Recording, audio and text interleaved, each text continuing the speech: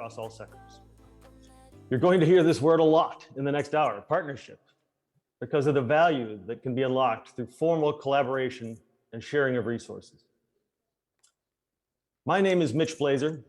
I'm Regional Director for Data and Innovation at the Millennium Challenge Corporation, a US government agency whose mission is reducing poverty through economic growth. I'm a Northerner originally, but I've lived in the South for over 15 years.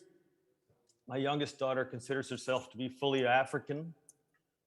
And I'm here today because I have seen tremendous value in collaboration to improve data use around the world. To get us started, I want to tell you a little bit about my background with partnerships. For the last 6 years, I've been working for a partnership that works through partnerships. The partnership that I'm speaking of is between two US government agencies, PEPFAR, which is the US government's global response to fight HIV and AIDS, which is the first development agency to do subnational community level targeting, putting data to work, allocating resources where they can best be used, and identifying populations and trends that merit greater attention in order to rid the world of HIV. The second partner is MCC, Millennium Challenge Corporation, which has this mission of poverty reduction through economic growth, and which follows a principle of country ownership. We take the lead from partner countries to address binding constraints to economic growth. Having this economic dialogue with data-savvy, well-informed colleagues in partner countries is critical to finding the right mechanisms to unlock economic growth. Our partnership, which we've named the Data Collaboratives for Local Impact, or DCLI, started in Tanzania and in Cote d'Ivoire. We're now expanding to additional countries through greater involvement with MCC and through ecosystem partners. DCLI, the Data Collaboratives program, takes a systems approach to build stronger data and digital ecosystems in our partner countries, identifying aspects of data ecosystems to advance development through a partnership with the National Statistical Offices, local and international partners.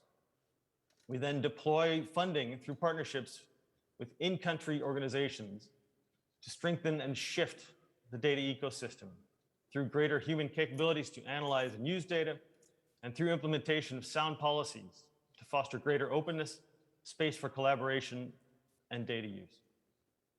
The DCLI story in Tanzania is an example of how we work. We funded 3 projects: a data lab to train youth and women and to foster data-driven dialogue and analysis, an innovation challenge to surface, connect, and invest in early-stage ideas, and a subnational exploration that moved data use beyond national government and major cities, which reveals different needs and untapped potential. Each of these projects was implemented by local in-country partners, and each was successful on its own. But in time, the projects developed synergies and came together as a single NGO, the Tanzania Data Lab, who we'll hear from more today, which is now scaling each of the aspects I spoke of, building its own private sector partnerships to train young women to be entrepreneurs, shifting policy dialogue on non-traditional data and the use of geospatial, and working with the President's Office to promote better data use at subnational levels across the country.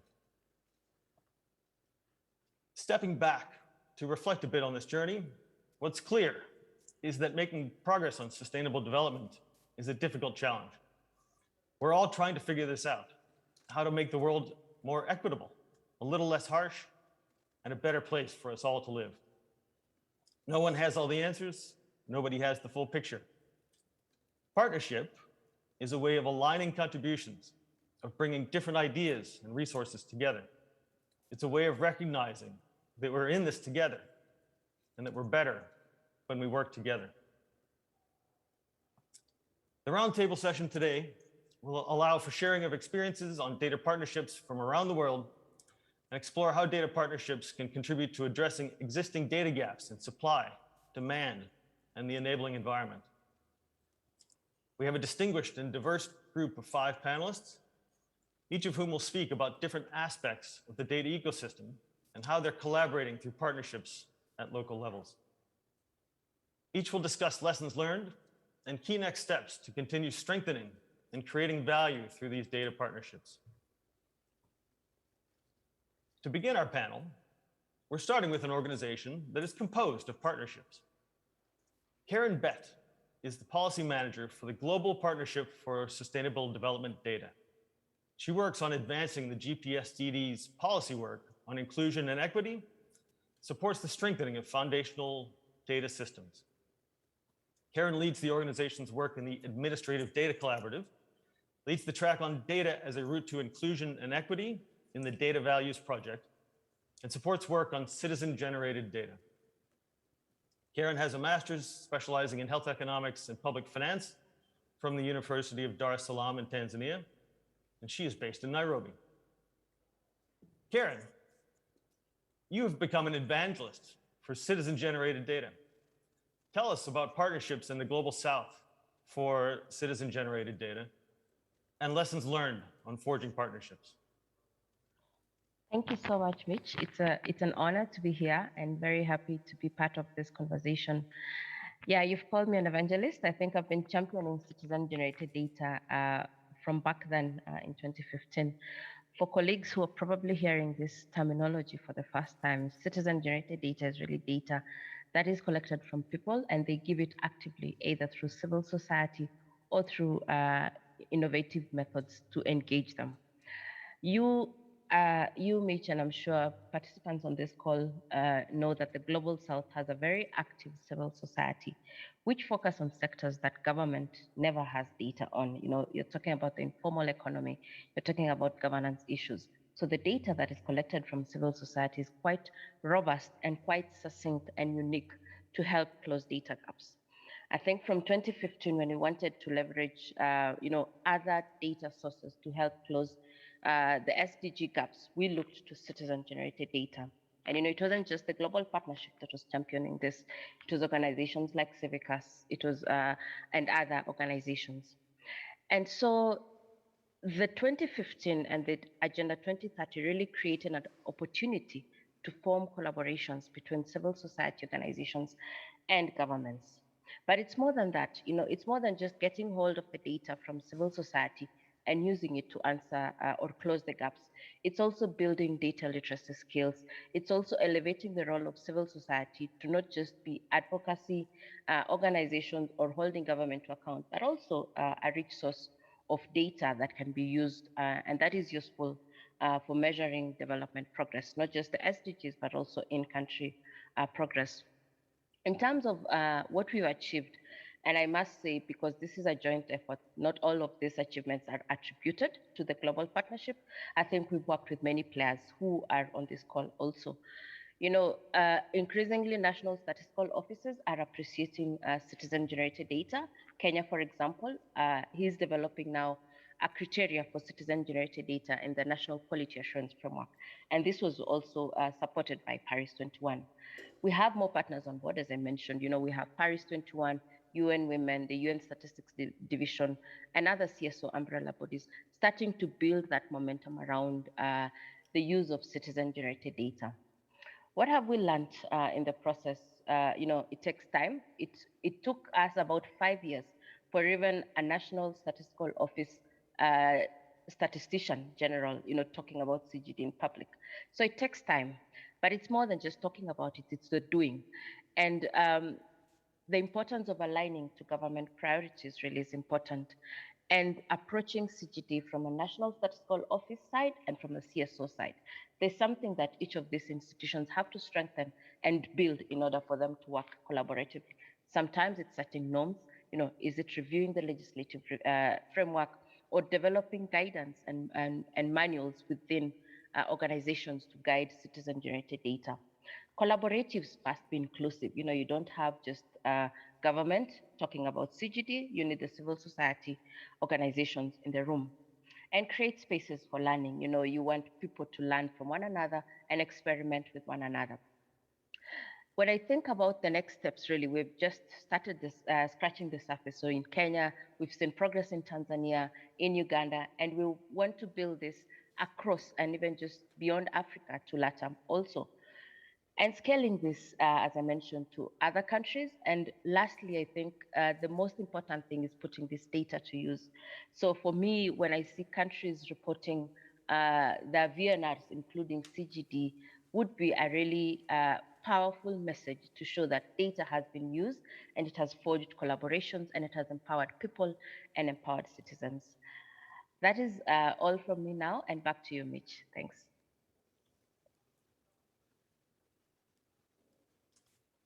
Thank you, Karen. That's a great way to start.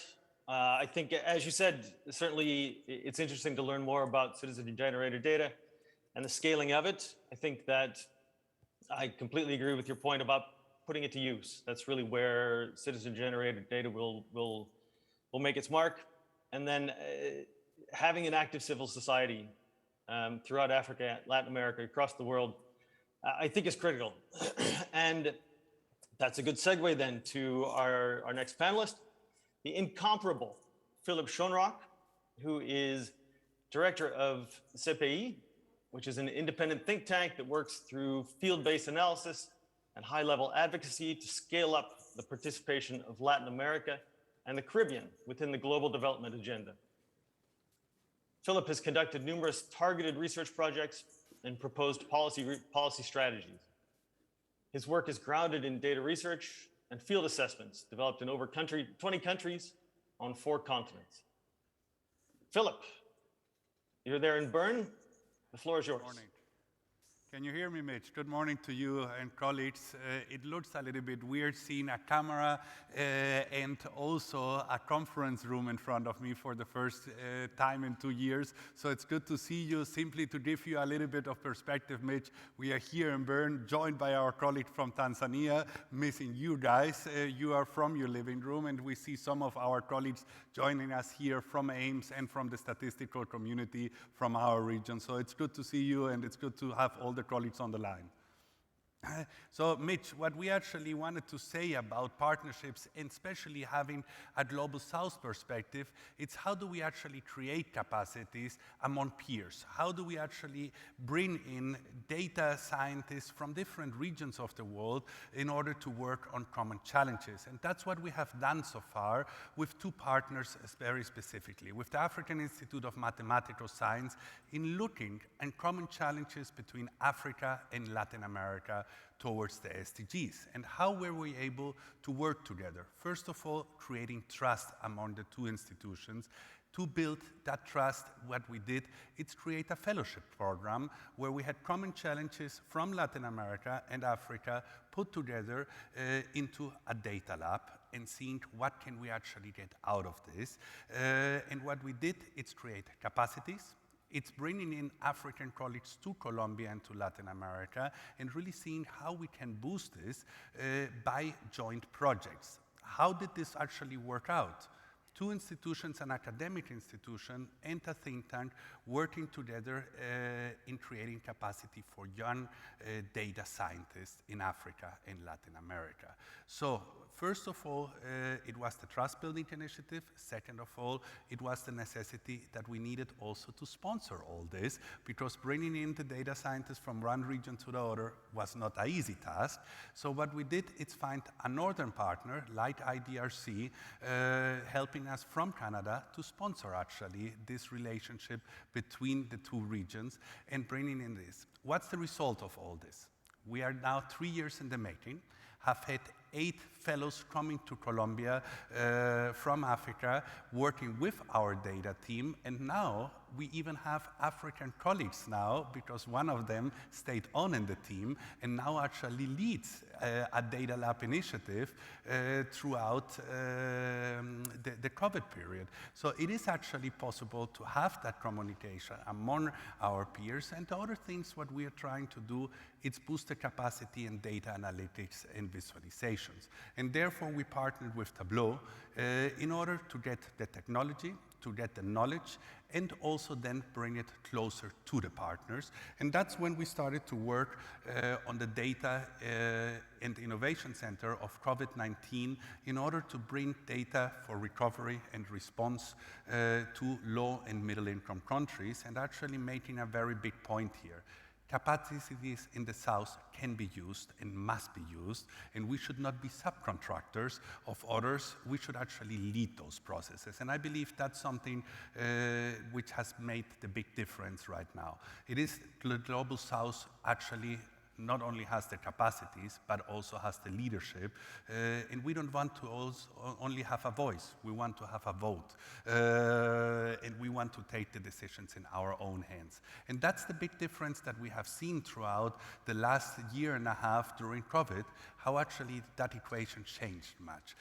So we're not bringing in consultants from around the world anymore. We are actually bringing our own knowledge throughout the region and working with partners in Latin America and the Caribbean to exactly do that, to transfer that knowledge so that we can build forward better. That in a nutshell, because I could go on and on with examples, but that was actually what Cepei has done with the African Institute of Mathematical Science and also with the Tableau Foundation in order to strengthen capacities, to bring evidence closer to decision makers, and at the end contribute to build forward better. Philip, thank you for that. I think maybe we'll come back to that a bit more later. I first want to say thank you for your comment about common challenges between Africa and Latin America and the learning that goes on between them, and most of all, the South taking the lead. I think that's absolutely critical. And I think it's applauded by everyone on this side and certainly listening. Working through direct activities between the two regions is a challenge, sharing lessons, sharing knowledge, and then boosting capacity in data analysis across the South, I think is critical. And like I say, I think we'll come back for more of that in a little bit. But for now, thank you. Let's move on. I want to talk to your neighbor there, Mahadia Tunga, who clearly also is in Bern. Mahadia is a co-founder of the Tanzania Data Lab, which is also working to boost skills in data analysis in the South.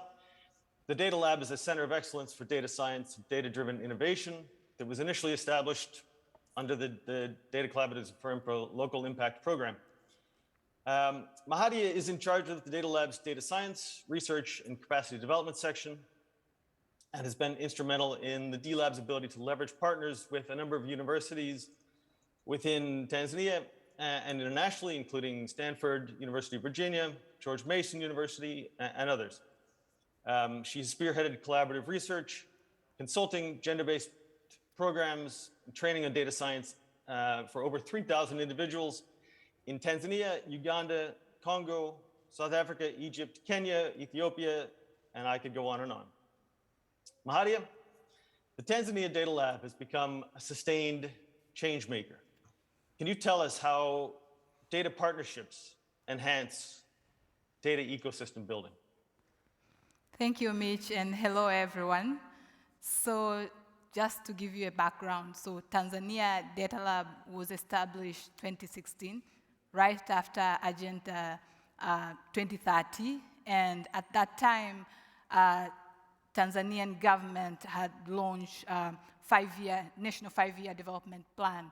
So our first activity, we worked in collaboration with Paris 21 to try to understand how Tanzania is reporting to the SDG, so we conduct a data gap assessment where we realize only 39% of the data collected by the National Bureau of Statistics will be able to directly report to the SDG. So that was now a highlight to this new lab, where we then collaborated with the local government authority in the endeavors to enrich the local data ecosystem. We established a subnational data roadmap, bringing in state and non-state actors in complementing the effort towards reporting to the SDGs. And along with, we also created a subnational data curriculum to train actors at subnational level in the data collection, reporting, visualization, and most importantly, in ensuring that subnational actors are not couriers, but rather the data that they collect, they can use at the subnational level, and we believe that can also improve the quality of data. And this work was actually scaled in other regions in Tanzania, for instance, Tanga, where it was supported by Botna. It's a Swiss organization, where we conducted data readiness assessment. So there is a project for digital city. So right before launching of that project, so understanding what are the data gaps and setting a right base towards a digital city. But also, as Mitch said, we conduct a couple of training programs. But then, for instance, we also collaborated with Tableau. We had licenses to train local people on data visualization and data storytelling. And then we realized that we needed to create experts, the local experts, so that we can sustain effort. And then we partnered with University of Dar es Salaam to establish Masters in Data Science program, which was the first Masters in Data Science in East Africa in the 2018. It was, now we are in our third batch, and that Masters, it was supported also by Millennium Challenge Corporation in sponsoring a student. And this year we have a new partner, which is Stanford Underwoods program, in ensuring that we are bringing in more women to the program, especially those which are in places where they cannot afford. So we are so much excited with that because we are going to bring in more women into the data agenda. But we have done a lot of other collaboration in enriching the data ecosystem, but most importantly in ensuring that we have, not only we have more data sets to use, but ensuring that the local people are able to make sense of the data and create that sustainability vehicle so that we don't just have pilot project, but rather we are sustaining the project by ensuring that the local people are being involved, local authority, and all key partners are being involved so that to enhance that sustainability. Thank you. Mahadia, thank you. I think what you said there at the end really resonated with me, that the work that the dLab has done on local sustainability is what allows you then to move beyond the pilot stage. So you've been testing things, but I think that move to include more people at local levels is what provides the sustainability for that capacity building across the ecosystem. The other thing I just want to applaud is the focus on bringing more women into the data ecosystem and ensuring that the work that the Data Lab is doing is inclusive and is bringing, as you said, more women along, even those who can't afford to join, those in remote places.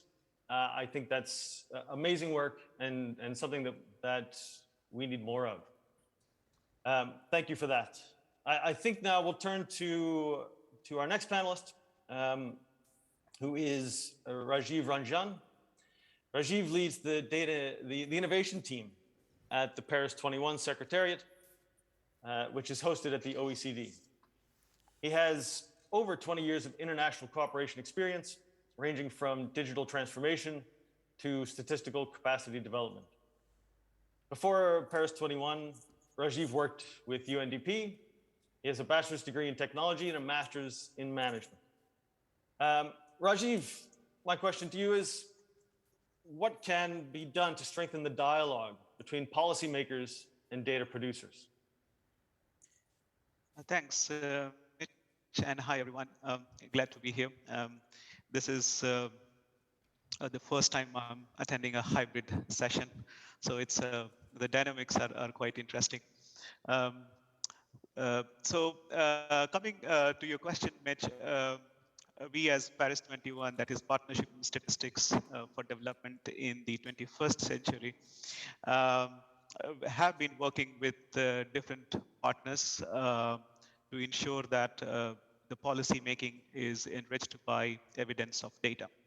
And this has been a constant focus of our work, that how it can be strengthened.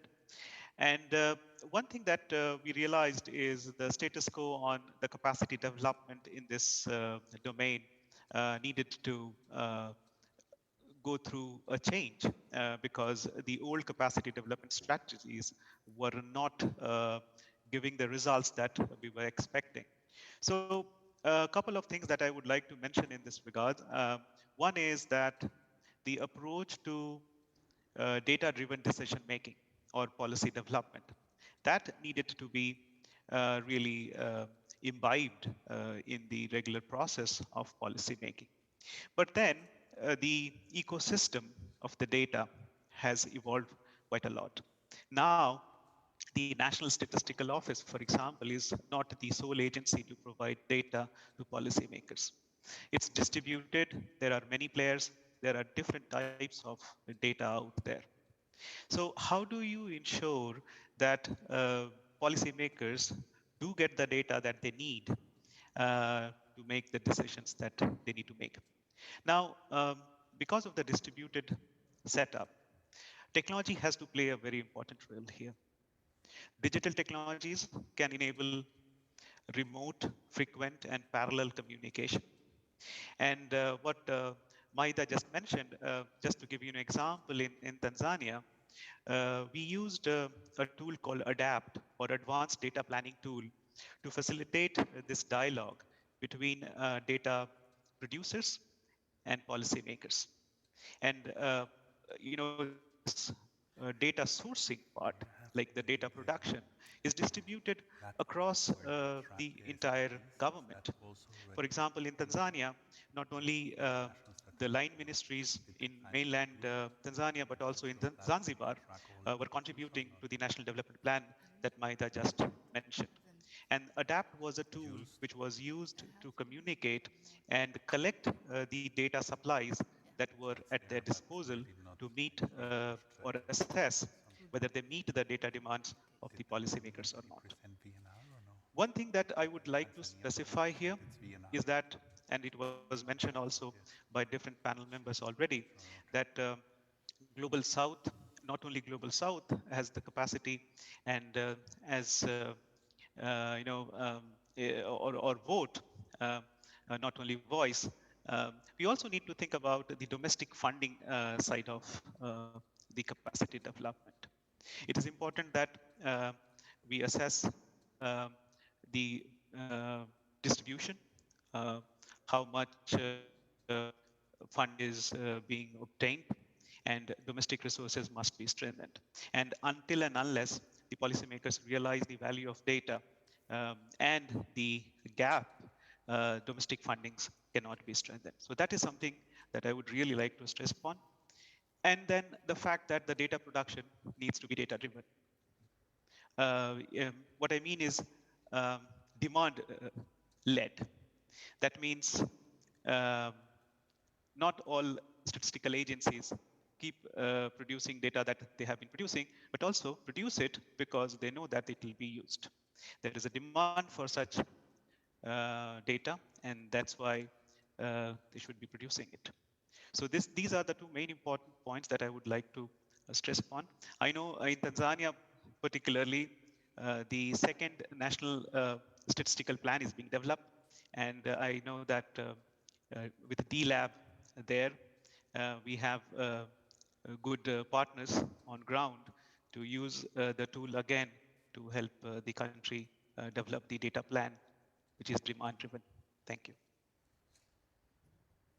Rajiv, thank you for that. I think it's interesting to hear Paris 21 speaking of moving beyond the NSO. I believe that's been a focus, and that's because data is more distributed and somewhat more diffuse. And the challenge now is, as we move sort of beyond the NSO and to involve more people, how do decision makers have the data that that's needed in order to make the decisions that have to be made. I think your point about domestic funding is essential, something that we're seeing across all the countries that we work in. And then just capacity development and connecting domestic funding to the national statistical strategies and making sure that everyone is engaged and involved, I think is a critical point as we look at development in the Global South. With that, I think we'll move on to our final panelist. His name is Yudhanjaya Wijeratne. Yudhanjaya is a senior researcher on data algorithms and policy at LINERasia. His research interests include social networks, network theory, and linguistics. He is the co-founder of Watchdog, a fact-checking organization that sprung up in the wake of the April 2019 bombings in Sri Lanka.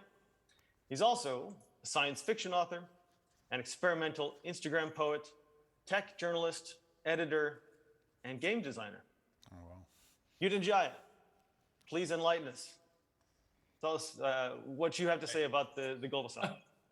I feel like I have to qualify myself by saying the Instagram poetry isn't me, it's from a program I wrote.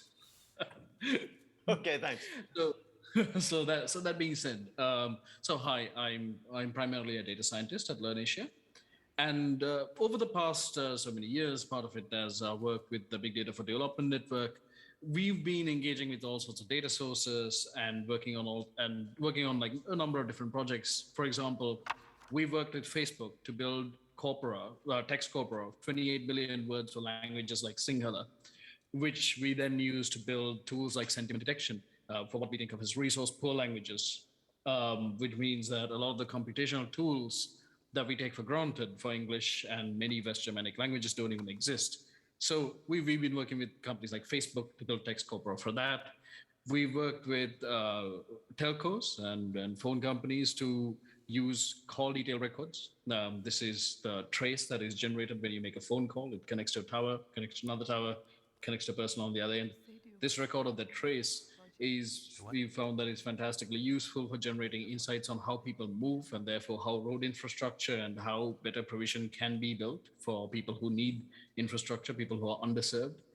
And so from all of this and from this sort of various aspects and angles, I can share a few things on what we've seen when it comes to data partnerships and kind of things that we need to keep an eye on.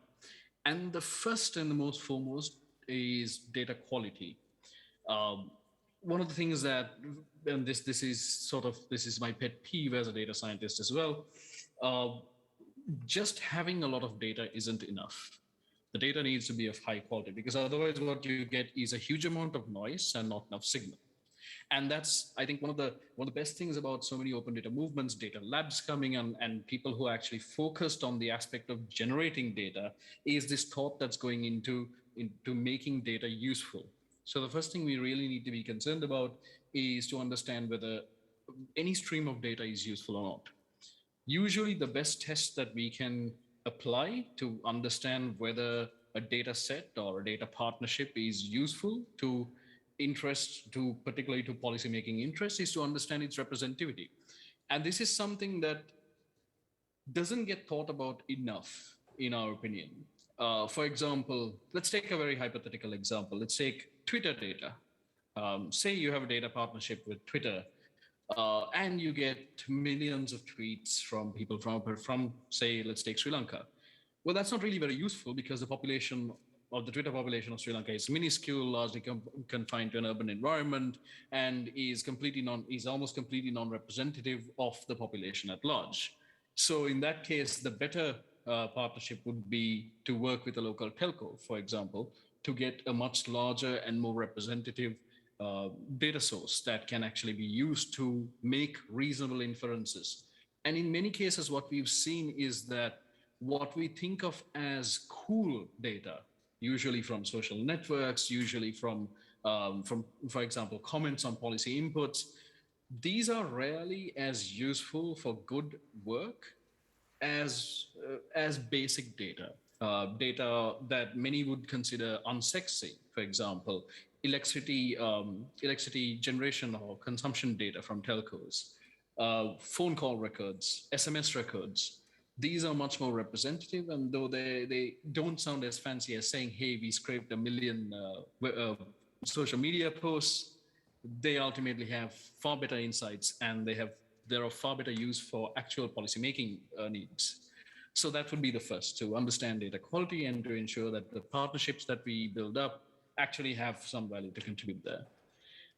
And the second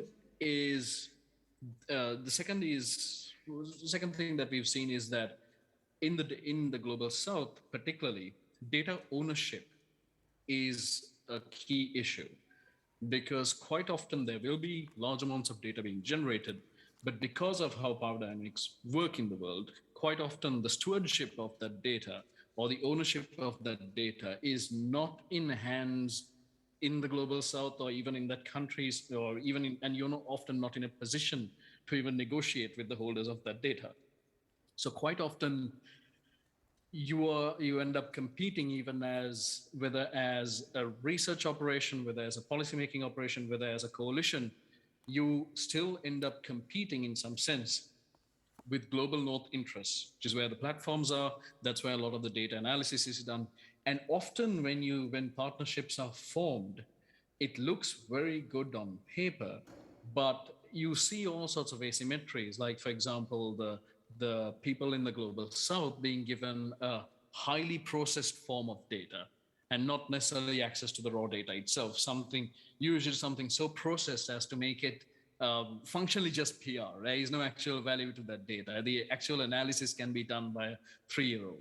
So these are some of the things that you really have to watch out for. So one of the advantages that we've seen in this kind of coalition building in the Big Data for Development Network, where we are on with Cepei, AIMS, and a lot of other solid research outfits from the global south, is that it collectively gives us more bargaining power in these situations to actually access data, to actually perform good analysis, and also to turn that into policy relevant insights. And in many instances, what we fear as being beyond our capacity, the technology, for example, is rarely actually outside our capacity. Technology, a lot of, let's say, advanced machine learning and AI work, a lot of the libraries that we're talking about, a lot of the code, a lot of the actual software is open source, and it's usually a matter of knowing your statistics, having programming talent, and having the hardware required to pull it off. The far more valuable and the far more elusive thing is the data. And that's what we really need to actually put out, I would say, good work. So those are a few of the things that we've constantly been looping back to in every single discussion that we have, in every single proposal that we work on, every single project that we work on, is, do we have the data? Is it of good quality? And do we have the kind of access that we actually need to pull this off? Yuda, thank you. A lot of interesting points there. I'm just going to hone in on a couple of things. First, the question that you sort of put forward, how to compete with global North interests, I think is a fascinating question, and one that bears further discussion and possibly a whole different session. But there's a lot there. Certainly, having the data in raw form and then quality data that's being collected is an issue everywhere. But certainly in the global south, and finding enough signal in the noise, I think is a critical aspect. We have a little time for questions, and so I'm going to ask. I see we have a number of questions that are coming through on the app on Whova, and so I'm going to paraphrase a couple of these. And Philip, I'm going to come back to you to start, which is this point about the South taking the lead.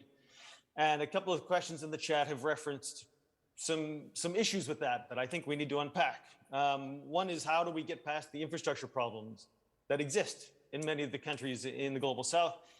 And then, as you're talking about alignment or agreement between different parts of the south, between Africa and Latin America, for example, how do we get consensus on activities, on action, and on policies across the South in order to align a lot of the work that's being done.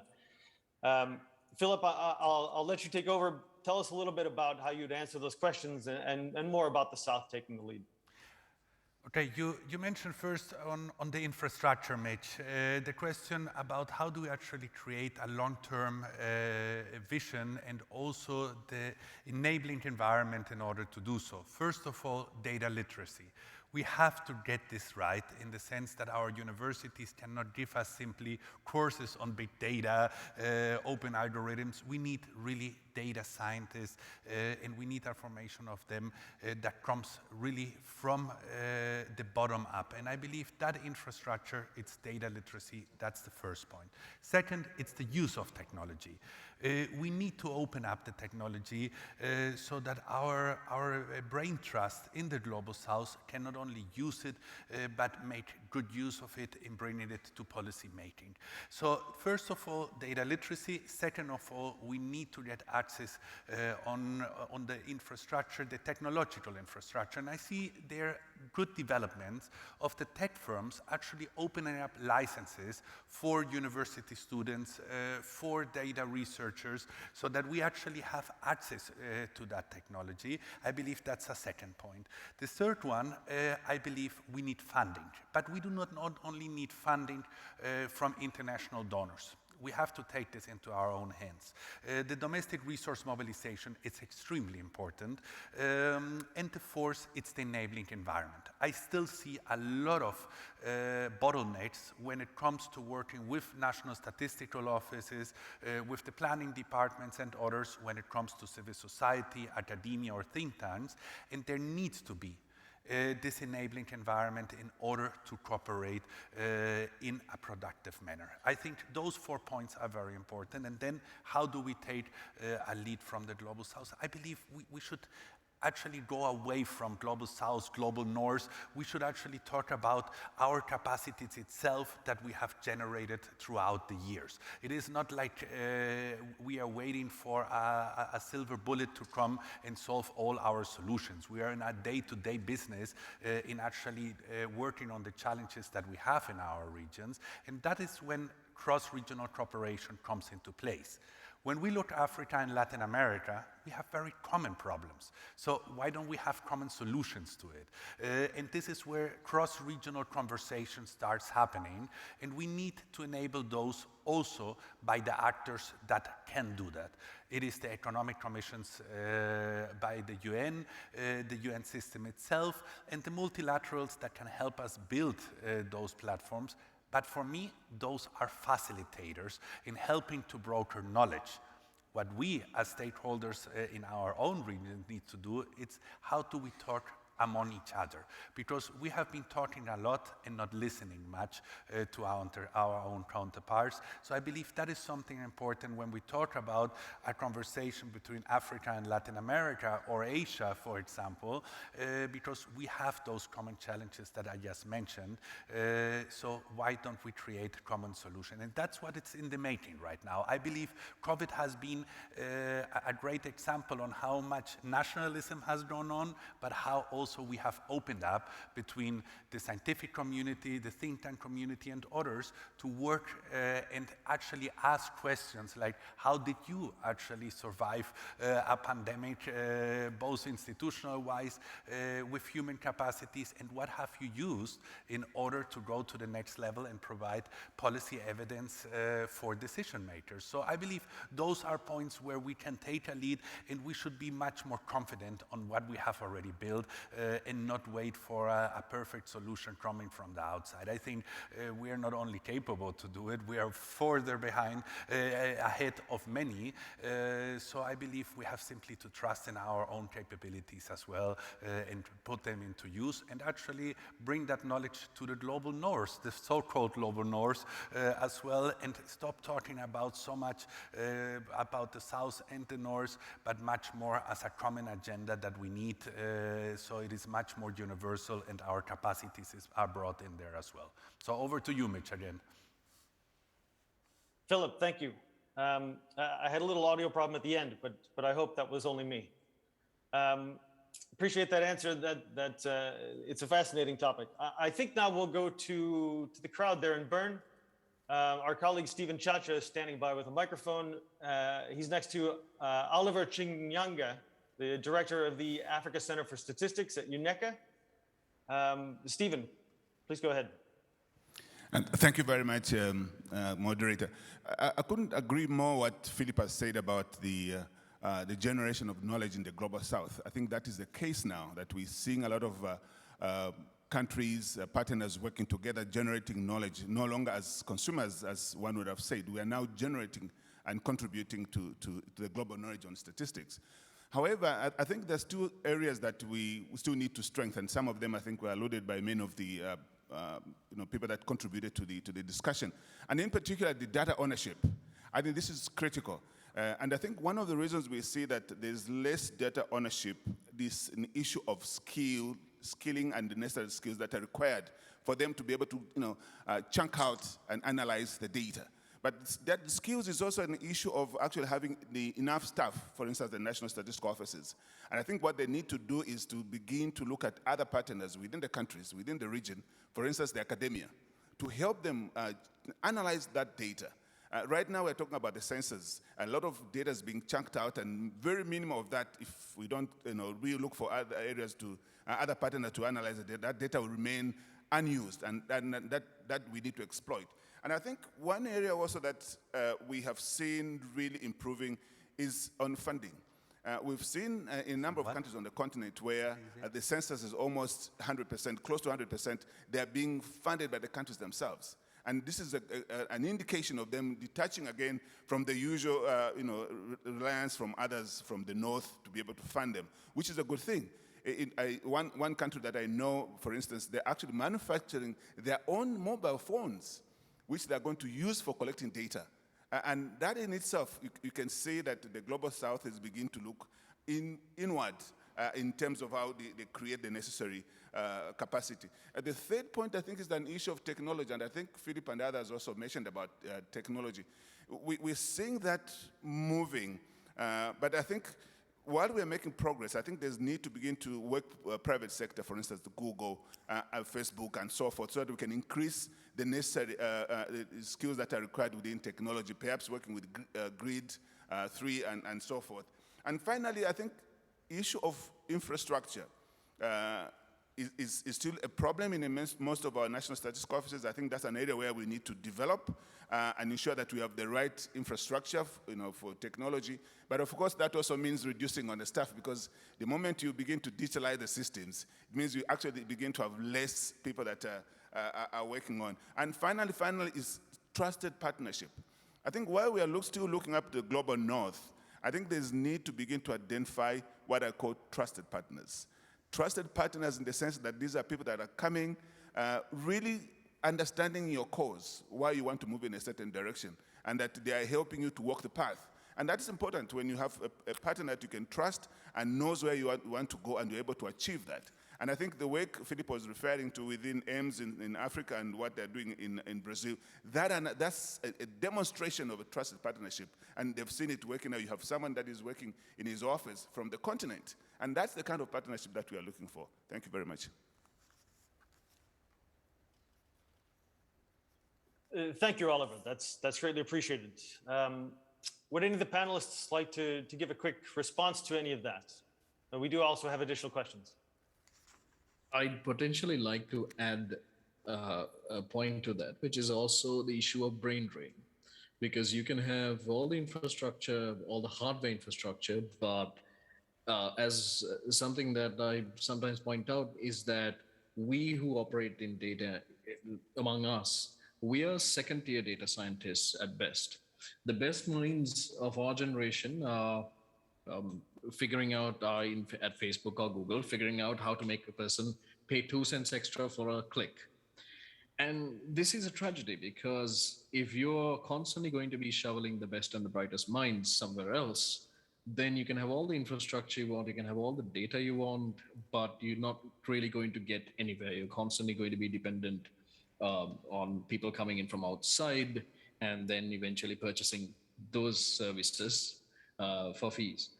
And one of the key problems with the key reasons for this is because there is a lack of opportunity in many of our countries.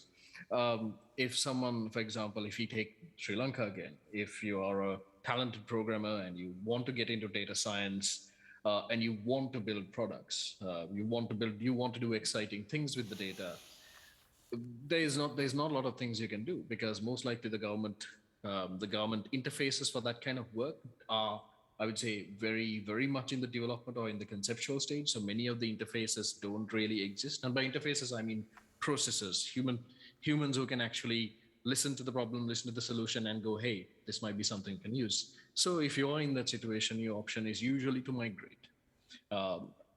If not, you work for a company here that provides IT service, backend services to a company elsewhere, and that's sort of your future. And all of that spark burns out. So I think we need to seriously think about the question of opportunity, of what are we, because we keep asking about how do we get data and how do we get data scientists, how do we get people working on this, but we should also ask about why should people from our countries spend their time and effort doing all this stuff if governments don't care? Yuda, thank you. I think that's a good compliment to Oliver's comments about looking inward for the development of statistics and technology, and also to private sector partnerships that he mentioned as well. We have one last question from Aiden Ikuze, who is the Executive Director of Twaweza East Africa, who is there in Bern. Aiden, please go ahead. Thank you very much, Mitch, and thank you for a great panel. I need some help from my colleagues from the South, and that is how one navigates the sometimes testy relationship you have with governments when, especially civil society organizations or citizen-generated data, reveals some inconvenient truths, such as poor learning outcomes or high rates of gender-based violence. So how does one navigate that tension? Maybe I'll talk to Karen. I hope Karen is still on there, you know, you're an evangelist, or my sister here, Mahadia from Tanzania. How does one, as civil society organization, navigate the tension with official statistics producers or national statistics officers or beyond with respect to what is taken on board, how it's taken on board from citizen-generated data, especially when it sometimes clashes with the official narrative? Give me some help so that we can solve some problems in some of the places where we live. I can start with that one.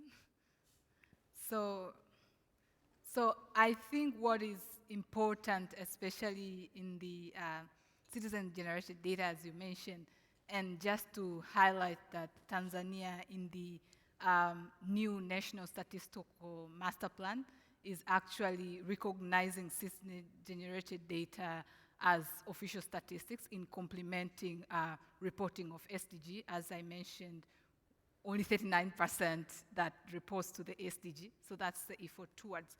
I feel like as who are non-tech actors, one important thing is also how we tell our story. I don't mean manipulating the story, but how are we linking it to the priorities? Let's say if it's an issue of gender-based violence, if it's the issue of data quality, if it's a certain issue, how are we linking it to the national priority? How are we saying that that particular output from the research or from the findings, how is it going to help on the development agenda?